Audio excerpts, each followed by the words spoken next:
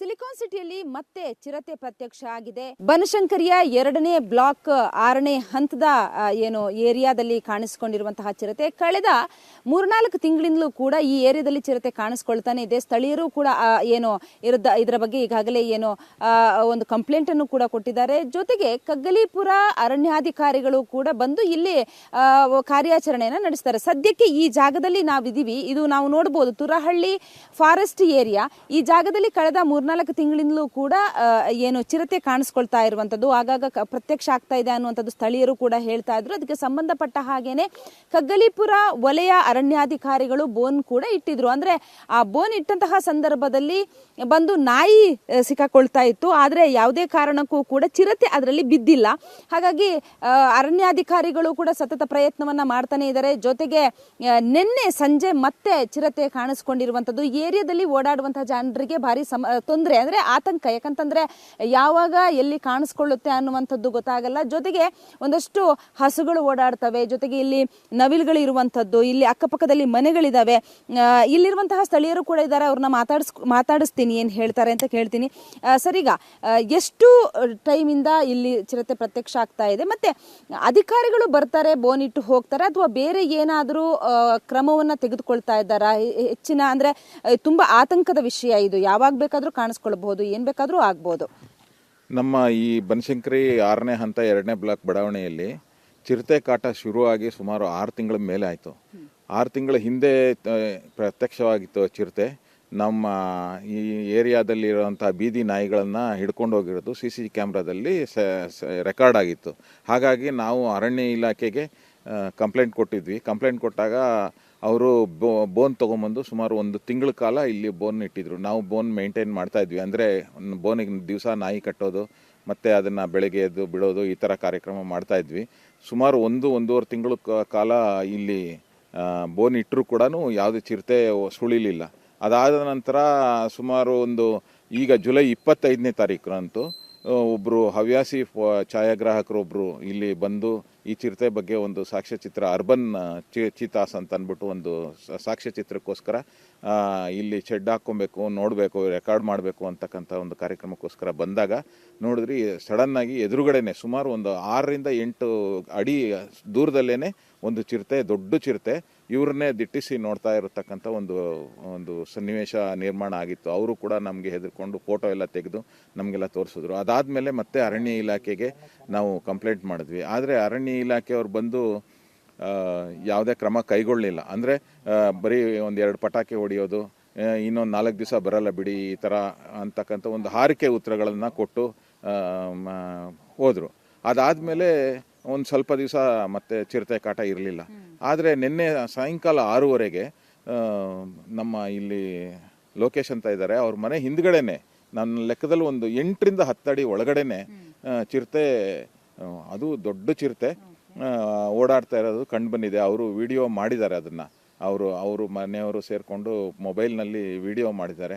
ಇದರಿಂದಾಗಿ ನಮ್ಮ ಇಡೀ ಬಡಾವಣೆಯ ಎಲ್ಲ ಏನು ಹಿರಿಯ ನಾಗರಿಕರುಗಳಿರ್ಬೋದು, ಚಿಕ್ಕ ಮಕ್ಕಳುಗಳಿರ್ಬೋದು, ಇಲ್ಲಿ ಕನ್ಸ್ಟ್ರಕ್ಷನ್ ವರ್ಕರ್ಗಳು ತುಂಬ ಜನ ಇದ್ದಾರೆ. ಅವ್ರ ಮಕ್ಕಳುಗಳು ಬಿಡಾಡಿಯಾಗಿ ಓಡಾಡ್ತಾ ಇರ್ತಾರೆ ರೋಡಲ್ಲಿ.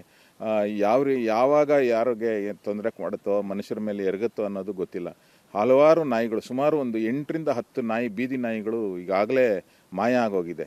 ಅದಲ್ಲದೆ ನಮ್ಮ ರಾಷ್ಟ್ರೀಯ ಪಕ್ಷಿ ನವಿಲು ಈ ಬಡಾವಣೆಯಲ್ಲಿ, ಈ ತುರಹಳ್ಳಿ ಇದರಲ್ಲಿ ಕಾಡಿನಲ್ಲಿ ಇದೆ. ಸುಮಾರು ನಮ್ಮ ಲೆಕ್ಕದಲ್ಲಿ 15-20 ಗುಂಪು ಕಟ್ಕೊಂಡು ಬರ್ತಾ ಇದ್ವು. ಈಗ ಅದು ಯಾವುದೂ ಕಾಣಿಸ್ತಾ ಇಲ್ಲ. ಈಗ ಎಲ್ಲೋ 1-2 ಈ ಥರ ಇದೆ. ಅದೆಲ್ಲ ಚಿರತೆನೇ ತಿಂದಿರೋ ಅಂಥ ಶಂಕೆ ಇದೆ. ಇದಲ್ಲದೆ ಪಕ್ಕದಲ್ಲಿ ಕರಿಯನಪಾಳ್ಯ ಅಂತಕ್ಕಂಥ ಒಂದು ಗ್ರಾಮ ಇದೆ. ಆ ಗ್ರಾಮದಲ್ಲಿ ಕುರಿಗಳು ಮತ್ತು ಈ ದನಕರುಗಳನ್ನು ಸಾಕುವಂಥ ಇದೆ. ಅವರುಗಳು ಕೂಡ ದನಕರುಗಳನ್ನ ಅಟ್ಕೊಂಡು ಹೋದಾಗ ಕರುಗಳನ್ನ ಅರ್ಧಂಬರ್ಧ ತಿಂದಿರೋದು, 3 ಕುರಿಗಳನ್ನ ತಿಂದುಬಿಟ್ಟಿದೆ. ಈ ರೀತಿಯಾಗಿ ಇದು ಈಗ ಪ್ರಾಣಿಗಳಿಗೆ ಸೀಮಿತವಾಗಿದೆ. ಇನ್ನೊಂದು ಸ್ವಲ್ಪ ಹೊತ್ತಾದಮೇಲೆ ಮನುಷ್ಯರ ಮೇಲೆ ಏನು ಆಗಲ್ಲ ಅಂತ ಅನ್ನೋದು ಏನು ಗ್ಯಾರಂಟಿ ಇಲ್ಲ. ಮನುಷ್ಯರ ಮೇಲೆ ಹಲ್ಲೆ ಆಗ್ಬೋದು, ಮನುಷ್ಯರ ಮೇಲೆ ಆಕ್ರಮಣ ಆಗ್ಬೋದು, ಮನುಷ್ಯರ ಮೇಲೆ ತಿನ್ನಬಹುದು ಅಂತಕ್ಕಂಥ ಒಂದು ಆತಂಕ ನಮ್ಮಲ್ಲಿ ಎಲ್ಲ ಮೂಡಿದೆ. ಸುಮಾರು 500-800 ಮನೆಗಳಿದೆ. ಸಾವಿರಾರು ಜನ ನಾವು ಇಲ್ಲಿ ಓಡಾಡ್ತಾ ಇರ್ತೀವಿ. ಇವತ್ತು ಅರಣ್ಯಾಧಿಕಾರಿಗಳಿಗೆ ಏನಾದರೂ ಮನವಿ ಕೊಡ್ತೀರಾ? ಇವತ್ತು ಕೊಡಬೇಕು ಅಂತ ಇದ್ದೀವಿ. ಇವತ್ತು ನಮ್ಮ ಸಂಘದ ಅಧ್ಯಕ್ಷರಾದ ಸತೀಶ್ ಅವರು ಮತ್ತು ಅಂಬೋಳೇಗೌಡರವರಿಗೆ ಅರಣ್ಯಾಧಿಕಾರಿಗಳಿಗೆ ಇವತ್ತು ಮನವಿ ಸಲ್ಲಿಸಬೇಕು ಅಂತ ಇದ್ದೀವಿ. ನಿನ್ನೆ ಕೂಡ ನಾವು ಮನವಿ ಮಾಡಿದ್ದಕ್ಕೆ ಫಾರೆಸ್ಟಿಂದ ಇಬ್ಬರು ಆಫೀಸರ್ಗಳು ಬಂದು ಎಲ್ಲ ಸರ್ಚ್ ಮಾಡಿ ಆಮೇಲೆ ಪಟಾಕಿ ಎಲ್ಲ ಸಿಡಿಸಿ ಅದು ಕಾಡಿಗೆ ಅಟ್ಟಿಸಿದ್ದಾರೆ. ಅದೇ ರೀತಿ ನಾವು ಇಲ್ಲಿ ವಾಸ ಇರೋದ್ರಿಂದ ಯಾವ ಸಮಯದಲ್ಲಿ ಏನಾಗುತ್ತೆ ಅನ್ನೋದು ನಮಗೆ ಗೊತ್ತಾಗದ, ಯಾವ ಸಮಯದಲ್ಲಿ ಚಿತ್ತ ಪ್ರತ್ಯಕ್ಷ ಆಗುತ್ತೆ ಏನಾಗುತ್ತೆ, ಓಡಾಡೋದಕ್ಕೆ ಆಗಲಿ ವಾಸ ಮಾಡೋದಕ್ಕಾಗ್ಲಿರೂ ಸ್ವಲ್ಪ ಭಯ ಪ್ರತಿಯೊಬ್ಬ ನಾಗರಿಕರಿಗೂ ಇದೆ. ಇಲ್ಲಿ ಅರಣ್ಯಾಧಿಕಾರಿಗಳಿಗೆ ಎಲ್ಲ ಒಂದು ರೀತಿ ಕೇರ್ಲೆಸ್ ಅಂತ ಅನ್ಸುತ್ತೆ, ಇದು ತುಂಬಾ ದಿನದಿಂದ ಇದೆಯಲ್ಲ. ಇದೆ, ನಾವು ಎಷ್ಟೇ ಪ್ರಯತ್ನ ಪಡೆದ ಸರ್ಕಾರಿ ಕೆಲಸ ಅಂದ ಮೇಲೆ ಅದು ಸಾಮಾನ್ಯ. ಅದಕ್ಕೋಸ್ಕರ ನಾವು ಮನವಿ ಕೊಡುವುದಂತೂ ಖಂಡಿತ. ನಾವು ಇವತ್ತೂ ಕೂಡ ಅರಣ್ಯಾಧಿಕಾರಿಗಳನ್ನ ಭೇಟಿ ಮಾಡೋದಕ್ಕೆ ನಮ್ಮ ಸಂಘದ ಅಧ್ಯಕ್ಷರ ಜೊತೆ ಹೋಗ್ಬೇಕು ಅಂತ ಅಂದ್ಕೊಂಡಿದ್ದೀವಿ. ಅವರಿಂದ ಏನು ಉತ್ತರ ಬರುತ್ತೆ ಅನ್ನೋದು ನಾವು ಕಾದು ನೋಡಬೇಕಾಗತ್ತೆ.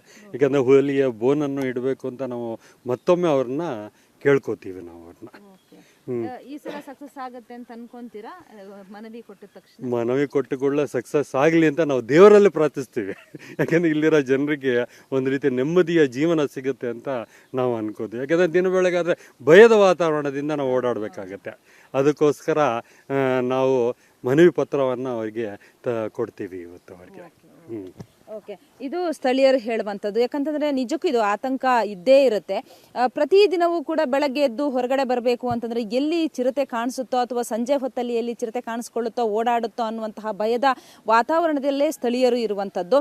ಅದರಲ್ಲೂ ಅರಣ್ಯಾಧಿಕಾರಿಗಳಿಗೆ ನಿಜಕ್ಕೂ ಇದು ಕೇರ್ಲೆಸ್ ಅಂತಲೇ ಹೇಳ್ಬೋದು. ಕಳೆದ 4-5 ತಿಂಗಳಿಂದಲೂ ಕೂಡ ಈ ರೀತಿ ಚಿರತೆ ಪ್ರತ್ಯಕ್ಷ ಆಗ್ತಾ ಇದೆ ಅಂತ ಹೇಳಿ ಸ್ಥಳೀಯರು ದೂರು ಕೊಟ್ಟರು ಕೂಡ, ಅಥವಾ ವಿಡಿಯೋ ಮಾಡಿ ಕಳಿಸಿದ್ರು ಕೂಡ ಒಂದು ರೀತಿಯಲ್ಲಿ ಅವರಿಗೆ ಇದು ನಿರ್ಲಕ್ಷ್ಯ ಅಂತಲೇ ಹೇಳ್ಬೋದು. ಯಾಕಂತಂದ್ರೆ ಅದನ್ನ ವಿಡಿಯೋವನ್ನ ನೋಡ್ತಾರೆ, ಸುಮ್ಮನೆ ಆಗ್ತಾರೆ, ಅಥವಾ ಒಂದು ಪಟಾಕಿ ಹೊಡಿತಾರೆ, ಶಬ್ದ ಮಾಡಿಬಿಟ್ಟು ವಾಪಸ್ ಹೋಗ್ತಾರೆ, ಇನ್ನೊಂದು 4 ದಿನ ಬರೋದಿಲ್ಲ ಅನ್ನುವಂತಹ ಧೈರ್ಯವನ್ನು ತುಂಬಿಟ್ಟು ಹೋಗ್ತಾರೆ. ಆದರೆ ಇಲ್ಲಿರುವಂತಹ ಸ್ಥಳೀಯರಿಗೆ ಮಾತ್ರ ಇದು ನಿಜಕ್ಕೂ ಭಯದ ವಾತಾವರಣದಲ್ಲೇ ಬದುಕ್ತಾ ಇರುವಂತಹ ಸ್ಥಿತಿ ಆಗಿದೆ. ಕೂಡಲೇ ಸಂಬಂಧಪಟ್ಟಂತಹ ಅರಣ್ಯಾಧಿಕಾರಿಗಳು ಇದಕ್ಕೆ ಒಂದು ಏನು ಬ್ರೇಕ್ ಹಾಕಬೇಕಾಗತ್ತೆ. ಇಲ್ಲ ಅಂತಂದ್ರೆ ಮತ್ತಷ್ಟು ಇದು ಸಮಸ್ಯೆ ಜಾಸ್ತಿ ಆಗುತ್ತೆ. ಈಗಾಗಲೇ ಅವರು ಹೇಳ್ತಾ ಇರುವ ಹಾಗೇನೆ ಇಲ್ಲಿರುವಂತಹ ನಾಯಿ ಇರ್ಬೋದು ಅಥವಾ ಹಸು ಇರ್ಬೋದು ಇವೆಲ್ಲವನ್ನೂ ಕೂಡ ತಿಂದು ಹಾಕಿದೆ. ಆದರೆ ಈಗ ಜನ ಹೇಗೆ ಇಲ್ಲಿ ವಾಸ ಮಾಡೋದು ಅನ್ನುವಂಥ ಪ್ರಶ್ನೆ ಇದಕ್ಕೆ ಅರಣ್ಯಾಧಿಕಾರಿಗಳೇ ಉತ್ತರಿಸಬೇಕಾಗಿದೆ. ಬೆಂಗಳೂರಿನಿಂದ ಕ್ಯಾಮ್ರಾ ಪರ್ಸನ್ ಶಿವಕುಮಾರ್ ಜೊತೆಗೆ ಮಮತಾ ಮರ್ಧಾಳ, ಏಷ್ಯಾನೆಟ್ ಸುವರ್ಣ ನ್ಯೂಸ್.